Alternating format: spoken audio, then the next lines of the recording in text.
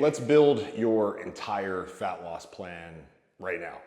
So the first thing we want to do when building a fat loss plan is understand what not to do. So of course, I'm going to get into the juicy details, including exactly how to set up a nutrition plan, how to avoid some common mistakes that I see guys make with meal timing, and why you definitely should not be eating 6 meals a day. But the first thing to understand is when you hit the gym, whether it's here, like here in my home gym, or actual gym that you go to, we don't want to stop trying to build muscle. Muscle is metabolically demanding, meaning it requires a lot of calories to be on the body. We don't want to lose any muscle first and foremost, and we don't want to go start training in a way that is not going to stimulate building muscle. In simple terms, we don't want to go in the gym and start doing crazy high rep training, right? We don't want to go in the gym and start doing circuit training or some kind of running or some kind of hybrid fitness that might be awesome for certain specific goals, but for fat loss just doesn't work. So when we hit the gym, we actually want to focus on getting stronger. So one of the key things I'll suggest right out of the gate to build a fitness plan or a fat loss plan is to make sure the first phase of your fat loss plan is about building strength. So rep range wise, I'm gonna suggest hitting 4 to 8 reps on most of your key exercises in the first part of your training. Now, as you get leaner and leaner, and ultimately maybe you get down to single-digit body fat at some point, you may have to back off some of the super heavy weight and train more in the 8 to 10, 8 to 12 rep range just to avoid injury, right? Because you're more susceptible to hurting yourself when you get super lean. But step number 1 in building our plan is understanding what we're not gonna do. We're not gonna go in the gym and start doing 15 to 20 reps per set, resting 10 seconds between sets, jumping around the gym like a crazy person, trying to burn as many calories as possible. The fat burning, the calorie burning, that's all gonna come from controlling our nutrition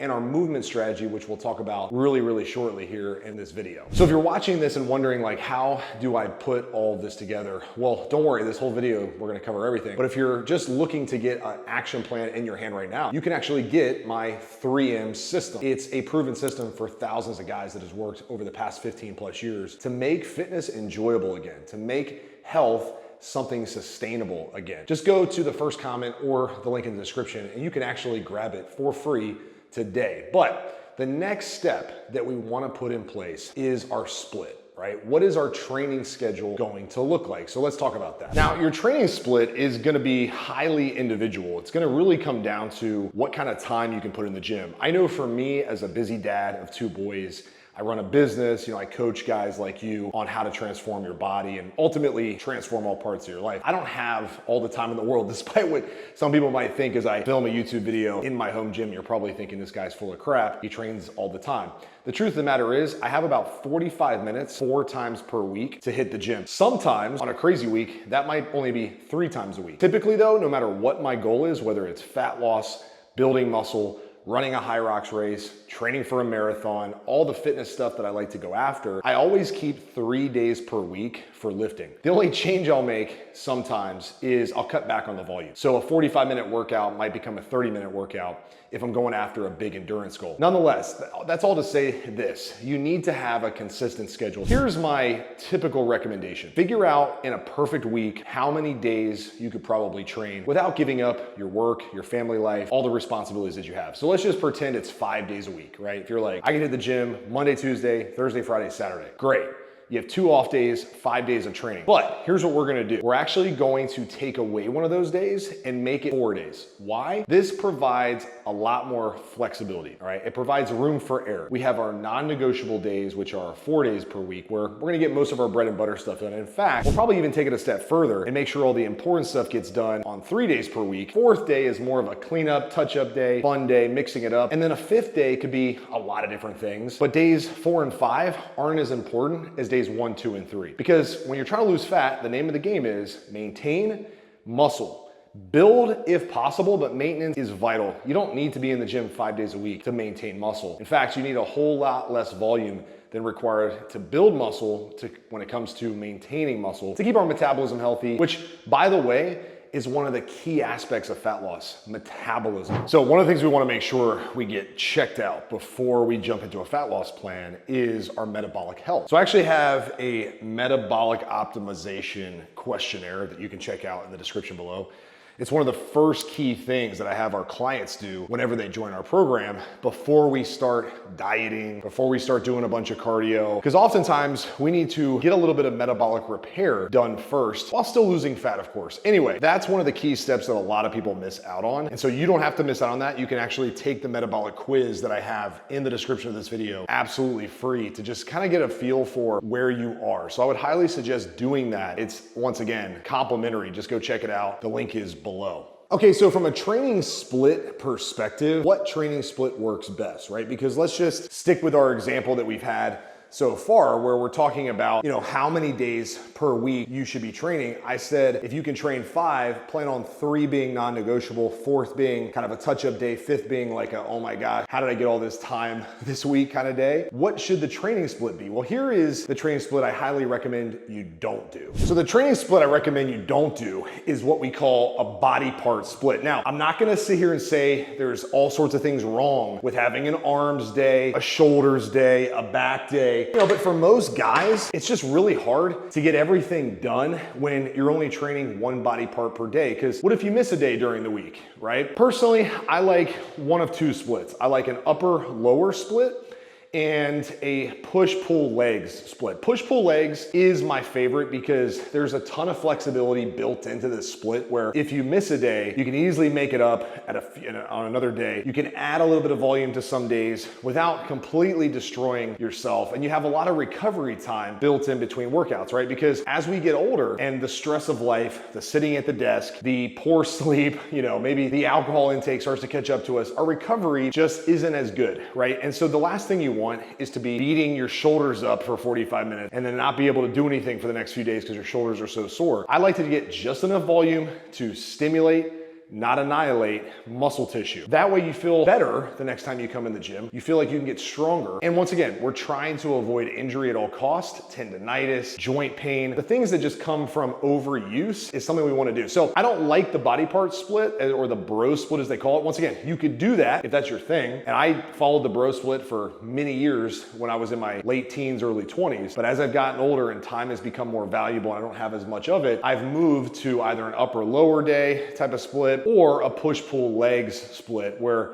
on push day, I'm hitting chest, shoulders, triceps, pull day, back, biceps, traps, and then lower half is glutes, hamstrings, quads, and calves. Now, there's a lot of other ways you could split that up, but those are my 2 favorite splits for fat loss and also, honestly, building muscle. Okay, let's start talking about our movement, right? So movement is everything we're gonna do outside the gym. Now, that being said, I think there's sometimes a case to do cardio in the gym. As you get deeper into a fat loss phase, there may be a requirement to spend some time doing some structured cardio. Things like walking on an incline on the treadmill for a specific period of time, riding the stationary bike, doing the stair climber. It's typically not though where I would suggest you start. I'd suggest starting by simply tracking your steps. I know people talk about step tracking like every single day now. It's like become such a normalized thing, which is great, by the way. But a lot of people are still underrating or underutilizing steps. They think, oh, what's the big deal? Just go for walks? Like, that's not enough. I should go run. I should do sprints. I should wear a weight vest when I walk. And just like anything, there's probably a time and place for all of those things. But what I highly suggest you focus on out of the gate is simply tracking your overall movement throughout the day. 8,000 steps a day is a good place to start if you haven't been walking a lot. 10,000 is where I would like you to get to eventually. But ultimately, we have to find a place where it's sustainable. It gets you out of your comfort zone a little bit, but it also ends up giving you results. Because at the end of the day, results are king. If you're not seeing the fat loss you want to see, you may have to increase your activity. But why do we want to make movement a priority? Let's talk about that for a second. Okay, so movement is not just here to lose fat. One thing I always tell everybody who struggles to lose fat is, number one, you may have to fix your metabolism, right? If you want to get shirt off shredded, if you want to be the hero that your kids look up to, if you want your wife to look at you with desire and see a physique that she's proud to stand next to. And most importantly, you want to be the guy who goes anywhere, feels great about himself. Not egotistical, but just confidence, like healthy confidence, how you look, how you feel in a suit, in a bathing suit. All those things combined are why we do fitness, right? So at the end of the day, metabolism could be something holding you back. If you have a poor metabolism, or if you haven't actually ever understood what goes into metabolism, one of the key things is movement, which once again, by the way, if you're interested to see where you stand metabolically, take my metabolic quiz that is below this video, or just download our free guide. It'll kind of lay out a blueprint for you to get started on getting your metabolism healthy and also making sure you're fully prepared to get as lean as you want to be. That being said, movement contributes to your metabolism. If we're sitting around all day, if we're sedentary most of the time at a desk, in our car, watching Netflix, laying around when we get home, that kind of stuff, we're not metabolically optimized. We're leaving a lot of calories burned on the table. What we want to start doing is just building more movement into our day. That could be something as simple as parking further away when you run errands. You get some extra steps walking into the store. It could be taking the long way wherever you are, whether it's in an office building, maybe you take the stairs instead of the elevator. Whenever you're traveling, I try to take the stairs instead of the escalators. This just builds movement into your day. If I'm in an airport and I'm waiting for a delayed flight, I'll take laps around whatever part of the airport I'm in just to burn more calories and ultimately keep my metabolism firing on all cylinders. This is gonna do a lot of things. Number one, it's gonna burn more calories. Number two, it's gonna help your digestive system be a little bit more efficient and optimized. It's gonna help keep your blood sugar a little more stable. It's gonna give you mental clarity.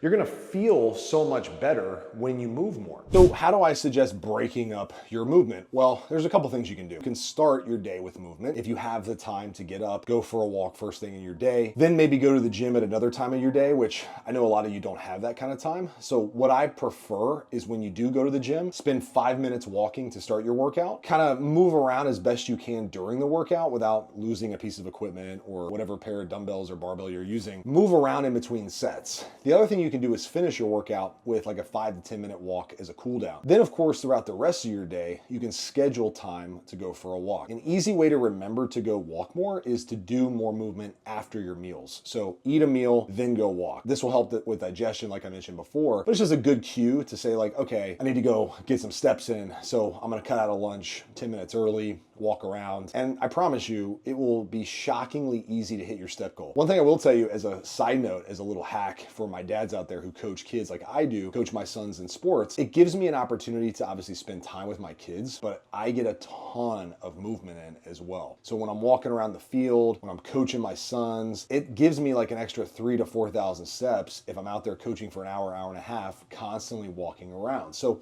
just start to get a little more creative with how you move. And then over time, if we're tracking things the right way, you'll be able to systematically increase your steps, not just because you think you should, but because the data is telling you, hey, we need to move more to keep getting results. All that being said, keep this simple. Just go for a walk every day, maybe multiple times a day. Hit 8,000 to 10,000 steps a day, and I promise you, you will be well on your way to dropping fat and most importantly, getting really, really healthy. Now, I know what you're thinking. We gotta talk about nutrition, right? So how do we set up a fat loss nutrition plan that actually makes sense? I'm gonna jot down some notes, follow along as I show you my notebook, things that I think will visually give you an understanding of what you need to worry about. Here is a little pyramid that I drew that I think is gonna help you understand what's important. So all this stuff is important. But at the base of the pyramid, which is the biggest portion of the pyramid and the most vital for the pyramid stability, we have calories and protein. We gotta get these two things right, or the rest of this stuff doesn't really matter as much. Carbs and fats, they do matter. They're fuel sources, and we wanna have some of each more than likely. And then ultimately, high quality foods is vital, but without this stuff being in place,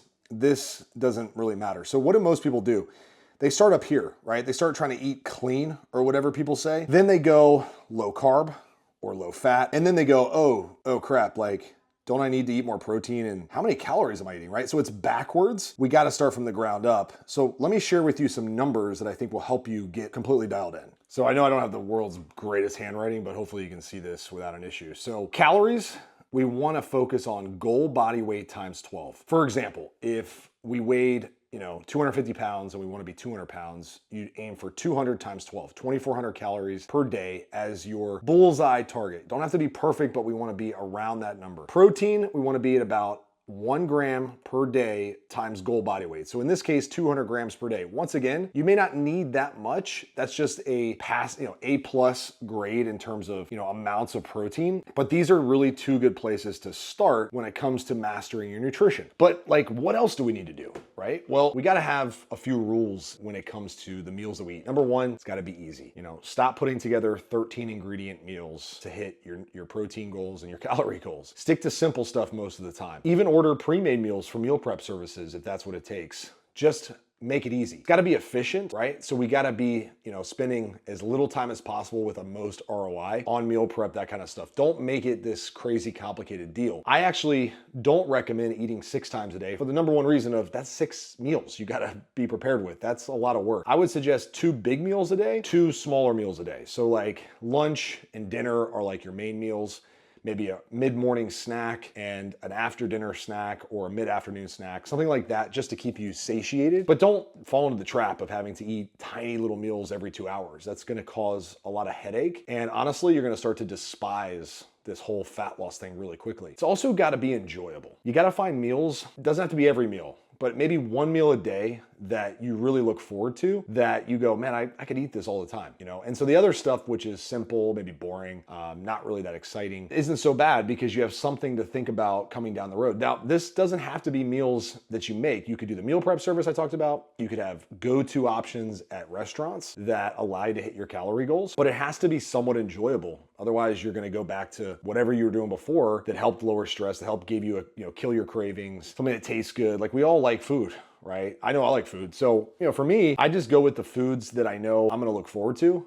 And it may not be the same for you, but I like to eat foods that remind me of my favorite meals when I go out to eat, like breakfast burritos, right? So I love breakfast burritos. I can make one at home. I like to eat protein pancakes because I love pancakes. I like to eat burrito bowls. Sometimes it's at Chipotle. Sometimes I make my own. Of course, I love pizza, so I'll make healthy pizzas, and I have made healthy pizzas for years now. They don't taste exactly like the best pizza you've ever had or anything like that, but they're not bad. And it gives you that little boost in saying, oh my gosh, I get to eat pizza and lose fat. I can't stress the importance though of calories. Calories are king. You have to master your caloric intake. Also getting more protein in your diet. You gotta do those 2 things. If you don't do those 2 things, then you're swimming upstream, right? You're going against the current, and that's gonna be really hard. You might get lucky by just eating clean, cutting calories, or cutting carbs.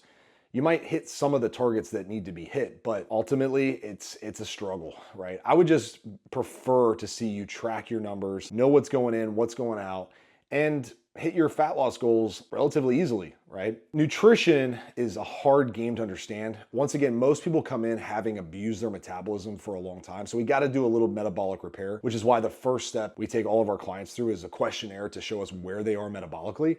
You can check that out. You can actually take it now without having to be a client. Just check that out in the link below. It'll give you some insight into the things to think about.